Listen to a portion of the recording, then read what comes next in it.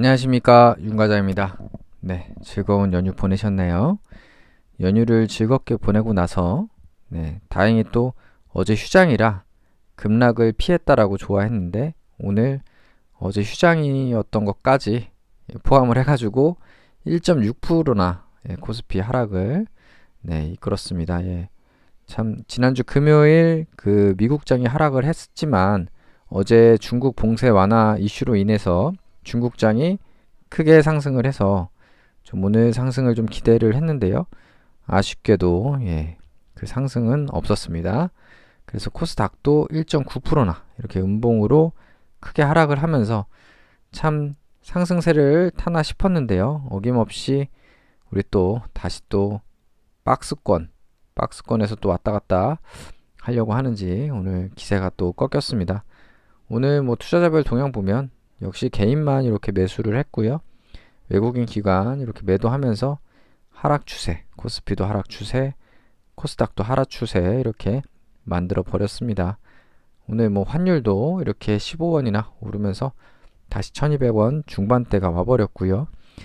참 좋은 흐름이 오나 싶었는데 이렇게 연휴 뒤에 아쉽게도 이렇게 하락세가 이어지고 있습니다. 코스피 보유 종목 보시면 그래도 지난주 금요일에 제가 썸네일에 오를 일만 남았다 라고 했던 꿈틀꿈틀 CS 윈드가 그래도 유일하게 코스피 종목 중에 빨간불 들어왔습니다. 증시 분위기가 워낙 안 좋다 보니까 고가는 그래도 플러스 1.7%까지 상승했었는데 그 분위기에 밀려서 좀 상승폭은 반납했지만 그래도 양봉으로 어쨌든 100원 오르면서 마감을 했다. 이 상승 추세를 아직 이어가고 있다는데 의미가 있는 것 같고요. 내일 뭐 증시 분위기 좋으면 좀 더 올라주지 않을까 좀 기대를 해봅니다.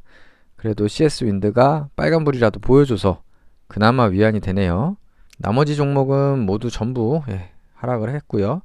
특히 삼성 SDI 같은 경우 정말 무섭습니다. 2차전지가 지금 뭐 삼성 SDI만이 아니라 LG화학도 지금 계속 빠지고 지금 하루 만에 4조 3천억 넘게 증발했다고 합니다. 2차전지 하락 외국인 때문이다 해서 지금 미국의 5월 소비자 물가지수 발표를 앞두고서 아무래도 이제 인플레가 오면 그리고 금리 상승 시기에 이 성장주가 아무래도 가치를 좀 인정받기가 쉽지 않죠. 그래서 그동안 저금리 때 많이 올랐던 밸류에이션을 많이 쳐줬던 성장주들이 지금 다시 또 꺾이는 좀 그런 모습을 보여주고 있습니다. 그래서 참 삼성 SDI도 좀 수익 실현하기 직전이었는데 항상 이렇게 꺾이고요. 그래서 개인적으로 아쉽고 하이트진로 같은 경우도 여기서 한 번 정도 오르면 수익 실현이다 라고 얘기를 했는데 꼭 이럴 때 꺾여주죠. 어쩔 수 없습니다. 주식하다 보면 항상 그렇습니다. 분위기 좋다가 이렇게 꺾여주는 그런 모습이고요.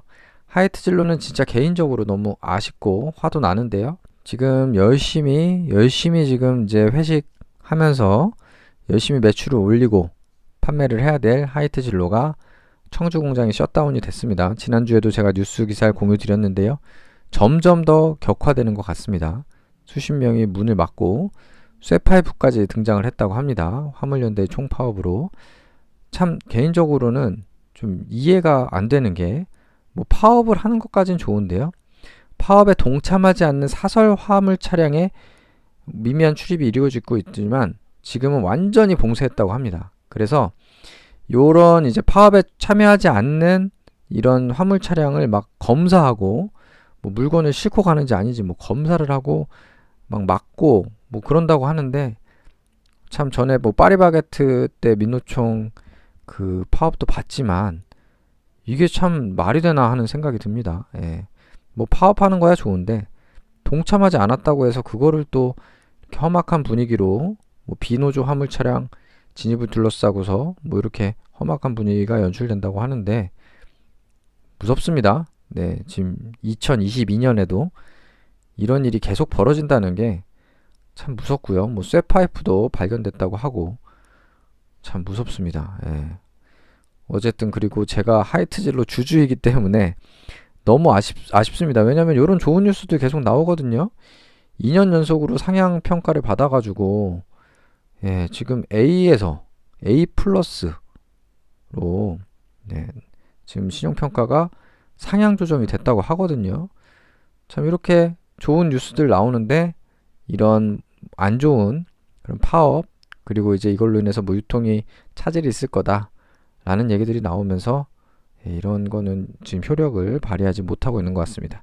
신용평가가 좋아지면 뭐 나중에 채권 발행이나 이런 거 할 때 금리도 뭐 좋게 받을 수 있고 좋은 효과가 많이 나오겠죠. 예. 근데 어쨌든 하이트 진로는 지금 문제의 파업, 여기 청주 공장 출고 중단, 오비 맥주도 타격, 뭐 이런 기사들 막 계속 나옵니다. 무섭습니다. 무서워.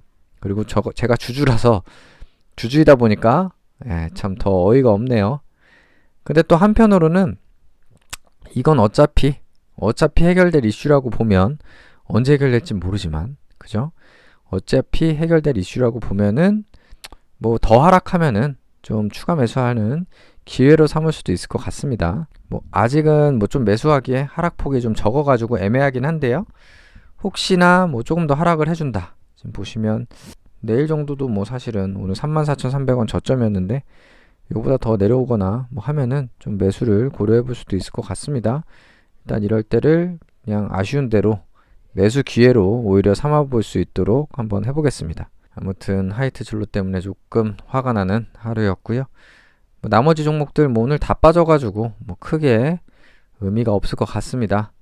코스닥 그래도 브리지텍 플러스 0.58% 조금씩 올라주고 있고요.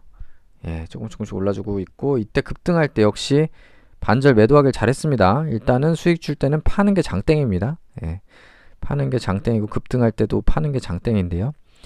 더 오르는 경우도 있지만 이렇게 다시 내려와서 빌빌대는 경우도 많기 때문에 이때 수익을 챙겨놓길 잘한 것 같고 뭐 일부 이제 비중 남은 거는 뭐 이제 조금 상승체 나와가지고 조금 더 올라주면은 수익 실현하면 될 것 같습니다. 그리고 미코, 뭐 ENF, 원익 뭐 다 하락을 했고요. 오늘 참 우울한 하루네요. 그래서 오늘 뭐 제 계좌 보면은 그래도 ENF 플러스 겨우겨우 유지하고 있고 CS 곧 플러스 전환 될 것 같고요. 브리지텍도 마찬가지고 그래도 나머지는 버틸만 합니다. 원익 같은 경우에 마이너스 7% 아쉽네요. 이것도 플러스 목전에서 다시 마이너스 7까지 왔고 미코도 마이너스 12% 아직은 버틸만 하지만 좀 지금 분위기가 안 좋다 보니까 이 두 종목은 조금 또 시간이 걸릴 것 같네요. 다음으로 우량주 계좌 하이트 진로가 마이너스 4.9%까지 플러스였는데 마이너스 4.9%까지 다시 또 하락을 해봤고요. 아까 말씀드린 대로 이거는 뭐 마이너스 한 10%까지 뭐 그 정도 근처까지 하락을 해주면은 오히려 좀 추가 매수 기회로 한번 활용해 보도록 하겠습니다. 파업을 해서 저한테 타격을 준다. 한번 그거를 한번 추가 매수로 다시 활용을 해보고요. 다음으로 이제 뭐 기아, 포스코홀딩스 다들 이제 좀 다시 마이너스가 커지고 있네요.